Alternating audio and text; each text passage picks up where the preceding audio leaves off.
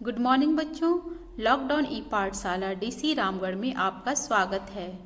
आज हम कक्षा 7 विषय गणित के अध्याय पूर्णांक के विषय में सीखेंगे। तो आइए हम शुरू करते हैं। पूर्णांक पूर्ण संख्याएं ऋणात्मक संख्याओं के साथ मिलकर संख्याओं का एक संग्रह बनाती है जो पूर्णांक कहलाती है। उदाहरण के तौर पर हम देखेंगे ऋणात्मक संख्याएं -1, -2, -3, -4, -5 इत्यादि पूर्ण संख्याएं अर्थात 0, 1, 2, 3, 4, 5 इत्यादि के साथ मिलकर पूर्णांक का निर्माण करते हैं। आइए हम प्राकृत संख्या अर्थात नेचुरल नंबर्स के बारे में जानेंगे। गणना की संख्याएं प्राकृत संख्या कहलाती है। उदाहरण 1, 2, 3, 4, 5, 6, 7, 8 इत्यादि ये सभी प्राकृत संख्याएं हैं। आइए हम पूर्ण संख्या अर्थात होल नंबर के बारे में सीखेंगे।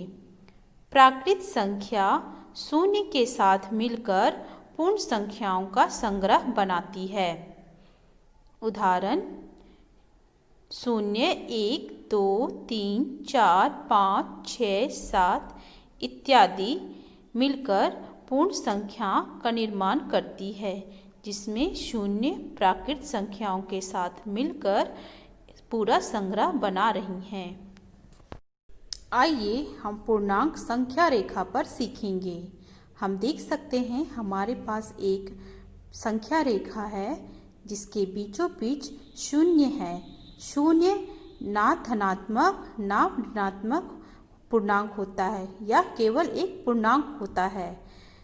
शून्य से दाईं ओर 1, 2, 3, 4, 5, 6, 7, 8, 9 इत्यादि धनात्मक पूर्णांक कहलाते हैं और शून्य से बाईं ओर -1, -2, -3, -4, -5, -6, -7, -8, -9 इत्यादि ऋणात्मक पूर्णांक कहलाते हैं। आइए हम पूर्णांकों की तुलना के बारे में सीखेंगे। प्रत्येक धनात्मक पूर्णांक प्रत्येक ऋणात्मक पूर्णांक से बड़ा होता है। हम देख सकते हैं धनात्मक पूर्णांक ऋणात्मक पूर्णांक से बड़ा होता है। उदाहरण के तौर पर 1, 2, 3, 4, 5, 6 इत्यादि ये सभी -1, -2, -3, -4, -5, -6 इत्यादि से बड़े होते हैं। दूसरा, सभी धनात्मक पूर्णांक शून्य से बड़ा होता है एवं सभी ऋणात्मक पूर्णांक शून्य से छोटा होता है। इसको हम देख सकते हैं। शून्य से ऋणात्मक पूर्णांक बड़ा होता है और धनात्मक पूर्णांक छोटा होता है। इसको हम उदाहरण पे देख सकते हैं। -1, -2, -3, -4, -5, -6 इत्यादि संख्याएं 0 से छोटी होती हैं, जबकि 1, 2, 3, 4, 5, 6 जो धनात्मक पूर्णांक है 0 से बड़ी होती हैं। अगला, संख्या रेखा पर कोई संख्या शून्य से दाईं ओर जितनी अधिक दूरी पर होगी उतनी ही बड़ी होगी और बाईं ओर जितनी अधिक दूरी पर होगी उतनी ही छोटी होगी।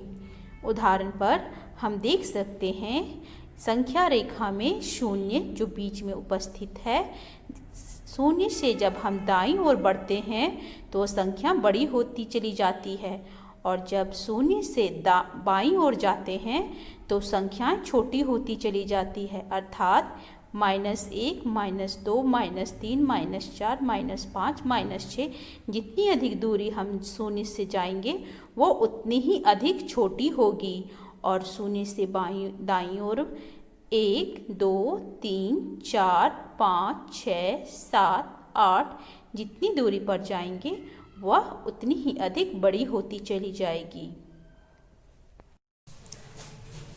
आज हमने पूर्णांक और उससे जुड़े तथ्यों के बारे में सीखा। आशा करती हूँ यह आपको मददगार साबित होगा। धन्यवाद।